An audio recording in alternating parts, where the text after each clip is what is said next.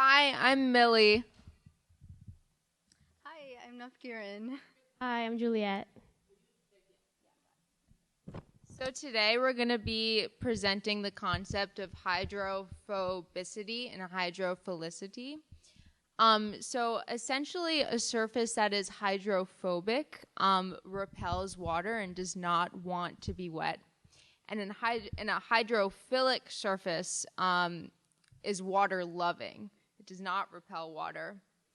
And so we're going to talk to you guys about the nanoscience behind this concept and how we can measure hydrophobicity and hydrophilicity. Okay, let's get into the math of this. Okay, so the way you measure if the relationship between a water droplet and it being on a surface is hydrophobic or hydrophilic is by measuring the contact angle. And so if you want to see if that surface on which the water is on is hydrophobic is by seeing if the angle between the water droplet and the surface is over 50 degrees. If it was hydrophilic, meaning that it likes water, as Millie said, the contact angle would measure to be over 15 degrees. Now, if you look at the super side, the extremes of both, a super hydrophobic surface would be over 150 degrees. And this would be a high contact angle because if you look at the surface where the water droplet is, the water is beaded up. And if you look at the super hydrophilic surface, the water will be spread out because it is a low contact angle, and that would measure out to be 15 degrees. And I'll give it over to Juliet. If you guys want to use this, by the way. We have a laser pointer now. So in this cartoon, there are, 4 panels. And each of these panels represent one of the 4 conditions that both Millie and Kieran spoke about. So in this first panel, we have a person. And in all of these panels, the people represent the water droplets. So in the upper left-hand corner, this person is laying down completely. And we even have a nice little contact angle measure there of 10 degrees, which would show that the angle is less than 15 degrees, and therefore the surface is super hydrophilic. And then in the next panel here, the person is sort of sitting down, not really standing up, but they're definitely spread out, and the contact angle measure is 70 degrees, and which again would be a hydrophilic contact angle measure, and so this surface would just be hydrophilic.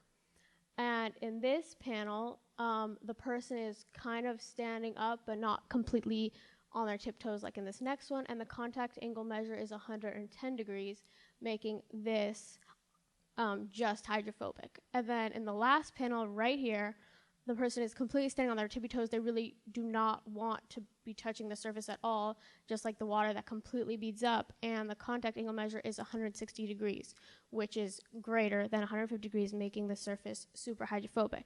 Now, so far, we haven't really spoken about the nanoscience part of all of this. So you're probably wondering, what does it have to do with anything?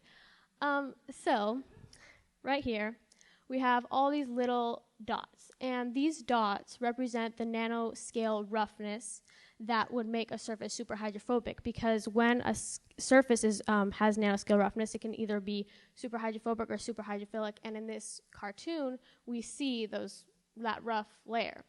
And anyway, so when there's a nanoscale roughness, there are bumps, basically, and since there's air between those bumps, the air pushes the water up, and that's what causes it to bead up, and that can go either way.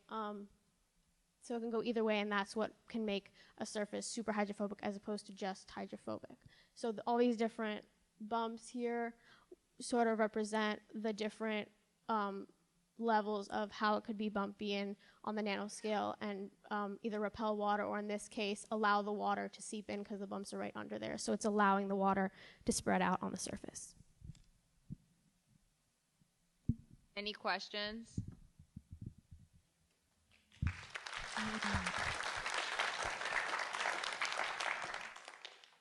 Dad.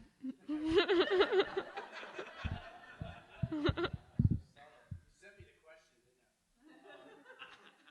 makes me think of like rain gear or camping equipment. Mm-hmm. How do you apply? What are some other ways to apply this, or am I even in the right ballpark? You are in the right ballpark. They actually use nanoscience to create like rain jackets that specifically repel water. Like they create almost like a nano rough surface under certain rain materials. But also, for example, like often you see like a little droplet of rain on a leaf, and that is basically like a hydrophobic surface in most cases because the leaf is trying to concentrate that water in one specific location so it can then channel it to its roots. So that's a way in nature like you see this concept appear.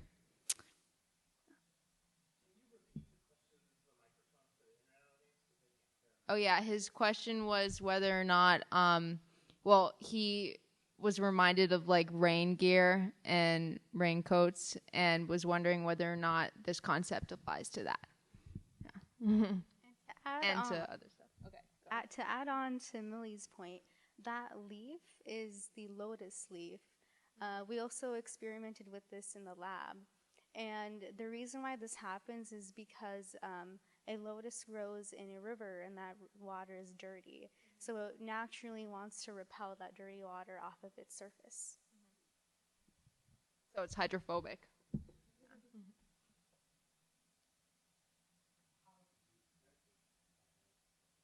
We actually used a protractor. Yeah.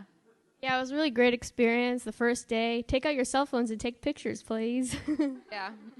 Yeah, so I have a bunch of pictures on my phone of these water droplets that we measured, and it was good. Yeah, that's how we measured it, just a protractor and a picture.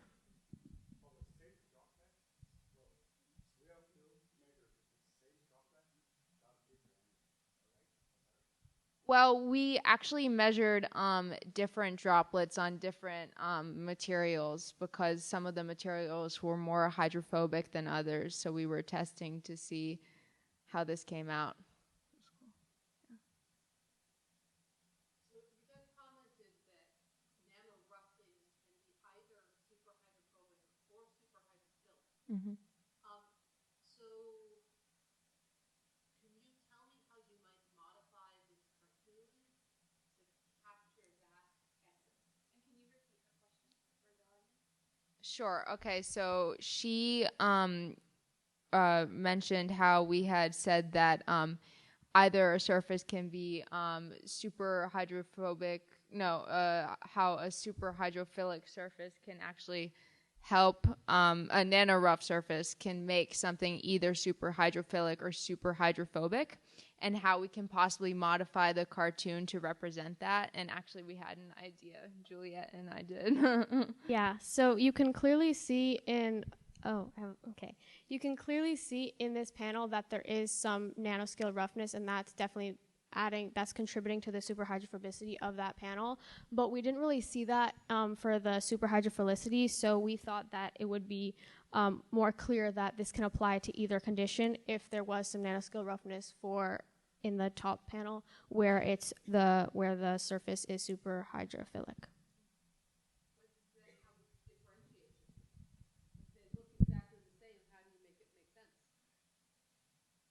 Well, the first has a different angle than the other. I'm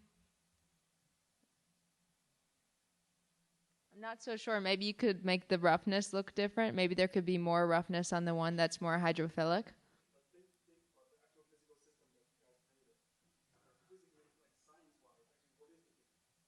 So your question was, what's the difference between a super hydrophilic and super hydrophobic substance? Okay, I talked about this already. I believe so.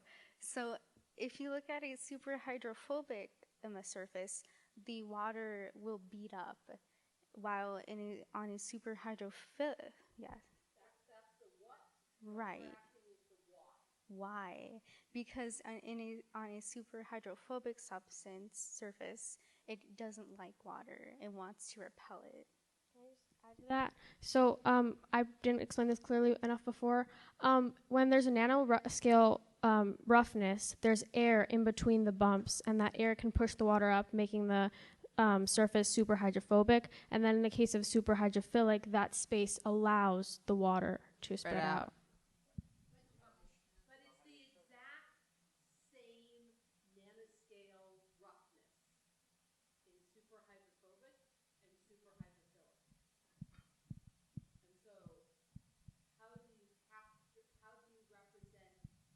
Or just explain, why does the exact same nanorough surface act super hydrophilic in some cases and super hydrophobic in other cases? For example, if you're going to teach your sister or brother to make these surfaces, how do you tell him or her how to make it? And they say, why? And Why? you say, put this Why? thing. So think about the experiment and what you did, and that might help answer their questions. So you made both of those surfaces rough, but then what else? I think that I would tell my sibling to make sure that oxygen doesn't get into the little cracks within the nano rough surface, because I know that we scraped one of the surfaces to make sure that that wasn't the case.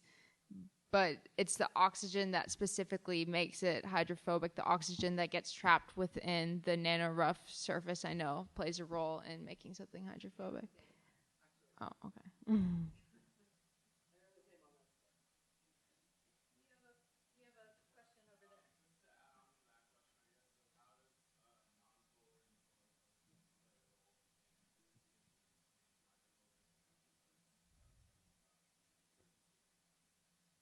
Well, polar substances are more hydrophobic, and then the opposite goes for hydrophilic, I think. It's the other way around? Okay. It's the other way around. I said I think, so. Now, how would you engineer that using that understanding? How would you now make the two same rough surface? Now, how do we make them different? So, something. Okay, so if they're both rough, then one should be polar because water is polar, and that would make a hydrophilic surface. I mean, super hydrophilic, and the other would be super hydrophobic if it was non-polar because water is polar. Okay.